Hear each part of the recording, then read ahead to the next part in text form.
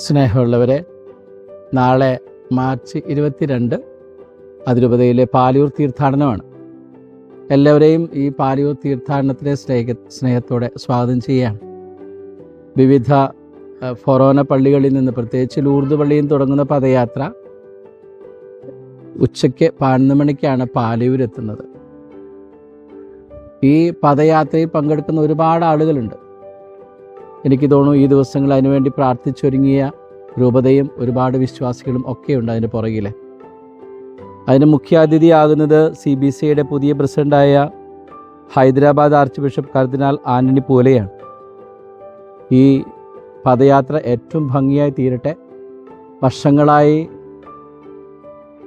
Thomas ലീഹായുടെ പാദത്തിങ്കൽ വന്ന് പ്രാർത്ഥിച്ച് നിയോഗങ്ങൾ വെച്ച് നമ്മൾ ഒരുങ്ങി മുമ്പോട്ട് പോവുകയാണ്.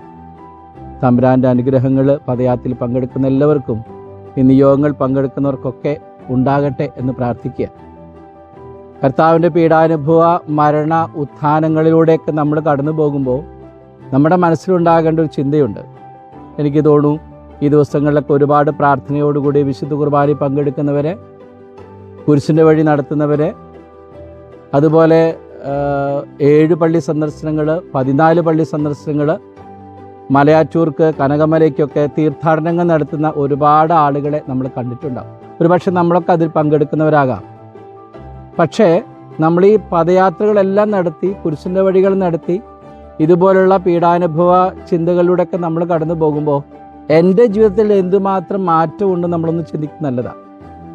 ഒരുപാട് പീഡാനുഭവങ്ങളിലൂടെയൊക്കെ നമ്മൾ കടന്നു പോകും. പക്ഷേ നമ്മുടെ ഉള്ളിൻ്റെ ഉള്ളിൽ നമുക്ക് മാറ്റം വരുന്നില്ലെങ്കിൽ ഈ പീഡാനുഭവ യാത്ര കൊണ്ടോ ഈ തീർത്ഥാടനങ്ങൾ കൊണ്ടോ എന്തെങ്കിലും അർത്ഥമുണ്ടോ? ഇതാണ് ഈ നോമ്പ് കാലഘട്ടത്തിൻ്റെ അവസാന സമയത്ത് നമ്മളൊക്കെ ചിന്തിക്കേണ്ടത്.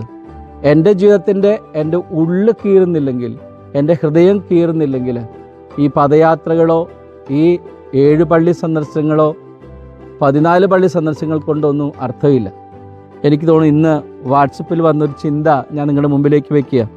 നിങ്ങളുടെ പ്രവർത്തികൾ മോശമാണെങ്കിൽ നിങ്ങൾ എത്ര ആരാധന നടത്തിയാലും എത്ര ദാനം നൽകിയാലും അതെല്ലാം ഉപയോഗശൂന്യമാണ്. നിങ്ങൾ പ്രവർത്തികൾ നല്ലതാണെങ്കിൽ അവ ആരാധനയ്ക്ക് തുല്യമാണ്. കാരണം പ്രവൃത്തി തന്നെ ആരാധനയാണ്.